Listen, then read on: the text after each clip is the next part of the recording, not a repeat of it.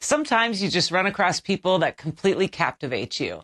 And that's what I did when I ran into this gentleman. His name is Ryan Bell. He's an Emmy award-winning storyteller, an autism advocate, and oddly works at a funeral home. With me today, Ryan Bell. Hi, Ryan. How you doing?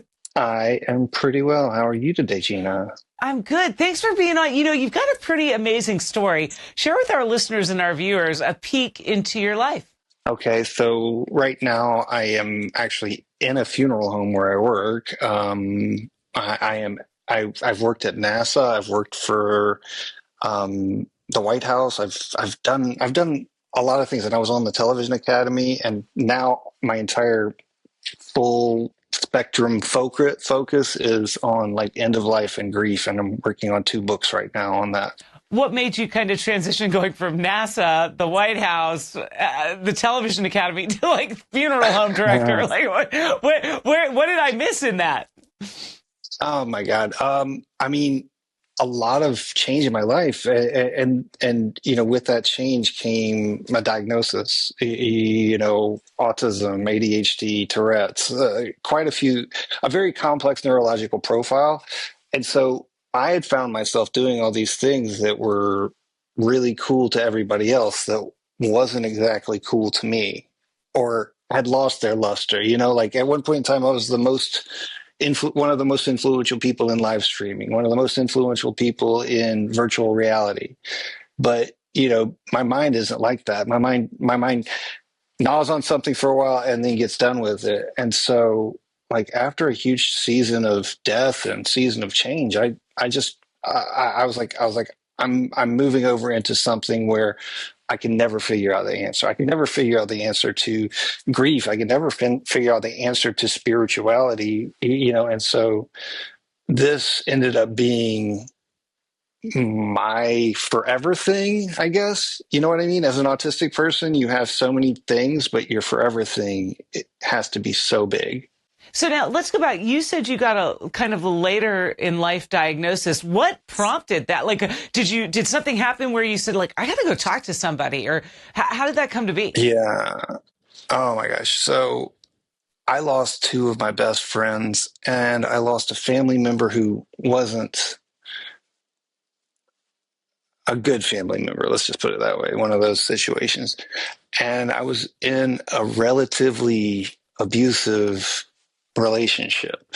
And so I went to get diagnosed with anxiety and depression because I figured that's what it was. There's so much going on. I just can't handle it. And I started to get an assessment. And luckily, this brilliant human being was like, Mr. Bell, this isn't anxiety or depression. We think you're autistic.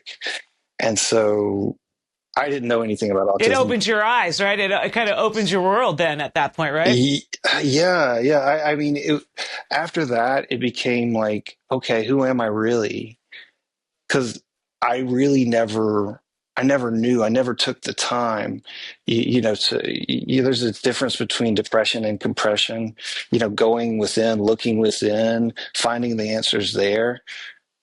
I'd spent so much time like looking for answers all these other places, and I'd really never been like, okay, what's going on with me? And so that journey became pretty profound, and I'm still on it, and I really enjoy it. I'm really happy that I got diagnosed. It doesn't change who I am. It helps me understand who I am better, though. You know what I mean? And so, Was that, yeah. yeah. Go ahead. Go ahead.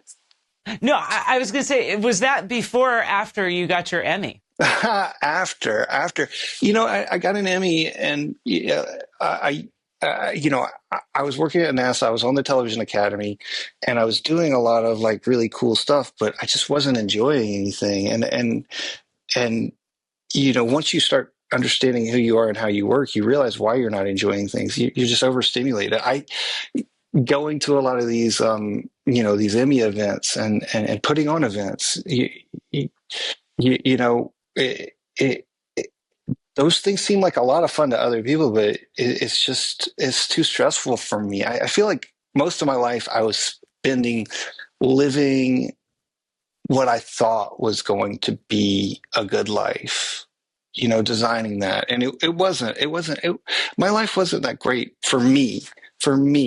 And now, like, I enjoy, and I'm not as insulated. Do you know what I mean? Like, I think as autistic people, we end up insulating ourselves so much so that we don't feel, so that we can get through a very prickly world. And the world the world is prickly, so you just kind of have to learn how to deal with the pricks every once in a while. With me today, Ryan Bell, Emmy award-winning storyteller, autism advocate. And when we get back, we're going to find out a little bit more about his autism advocacy. Stay with me. Don's Tree Service is awesome. Love Don's Tree Service. They've come out for a giant oak tree removal, another for some debris removal. One thing I really appreciated about Don's Tree Service, they come, they take those trees down, and they take everything away. For a free estimate, call Don's Tree Service, 770-413-TREE, or find them online at donstree.com. Welcome back to Life with the Spectrum. I'm your host, Gina Cavalli. With me today, Ryan Bell, award-winning storyteller, autism advocate. And Ryan, you're a dad. How many kids do you have? I have 3. I have a 12-year-old, a 10-year-old, and a 7-year-old. And are any of them on the spectrum? Oh, man. My 10-year-old has been very curious about, like, self-diagnosis, and we've been discussing that. But there's my 7-year-old has some ADHD and all that stuff. So it's an ongoing discussion with family therapists and stuff like that. But well, I was going to ask, like, with you being an advocate, like, and then also having children that exhibit some signs of autism or odd ADHD, like, where do you feel like we've come? Where do you feel we are? And where do you feel like we have to go? Oh, man. If I had all of my ability to focus on one thing in the ADHD, autism, and the neurodivergent thing, it would be getting ADHD more separated, almost even in the DSM. So for my kids, it's understanding how to manage a very complex brain and how to use it to your ability. Because, like, I'm amazed that my brain's powerful enough to get through all of this. It's something that I'm still kind of processing. Like, I think that there's a constant process of figuring out what I want to do in the advocacy space. But definitely what I love doing in the advocacy space is helping people that have been through trauma and been through grief, because people with autism and ADHD have such a high suicide rate.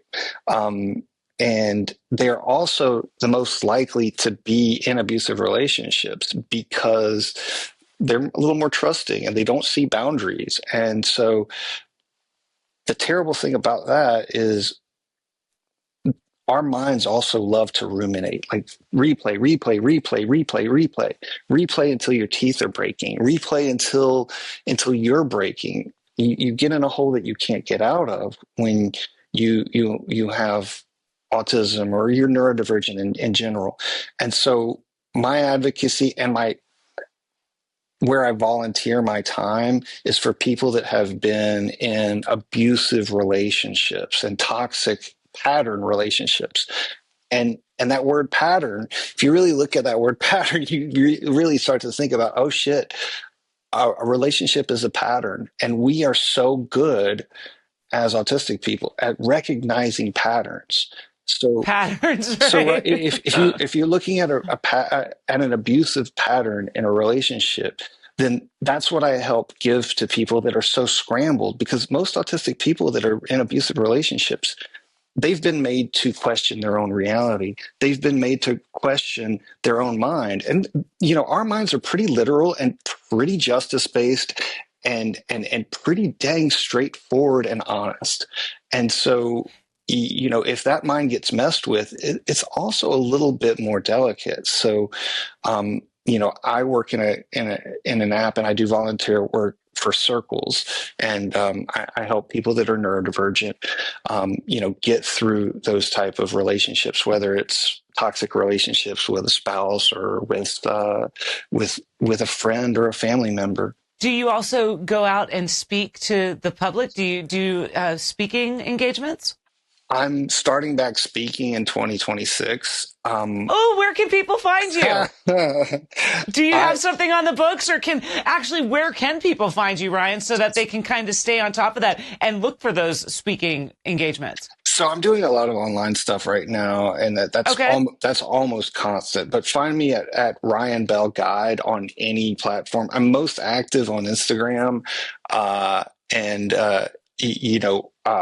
I'm in Georgia, so I'm doing a lot of small engagement type of things. So just follow me there, because I like to talk about grief. I like to talk about neurodivergence. I like to talk about, figuring out philosophy. The books that I'm writing right now are on, understanding patterns in grief. And I'm looking and relating physics and philosophy to the way that we grieve and the way that we understand life and end of life. And that's been amazingly fun. I can't wait to read your books, and I can't wait to see you speak. Ryan Bell, thank you so much for being on the show today. Thanks for having me. I appreciate it. I mean, he's fascinating. He's worked at NASA, on the Television Academy. I mean, there's nothing that Ryan can't do, and there's nothing you can't do, too. So whether you're a listener or a viewer with autism, or a listener or a viewer with a child or a young adult on the spectrum, just know that there is unlimited potential for your family member or for you. If Ryan can do it, and he continues to just slay every single day, then you can do it too. Thank you so much for checking out Life with the Spectrum each and every week, bringing you the latest in news, resources, tools, organizations, foundations, cool people like Ryan that come on the show and tell their story. I appreciate you checking in. Like, comment, share. Most of all, subscribe to the channel. And if you know somebody who's making a difference in the world of ASD, please reach out to me. Let me know who they are and their contact information, and I can book them for a future episode of Life with the Spectrum. Till next time, we live life with the spectrum. See ya.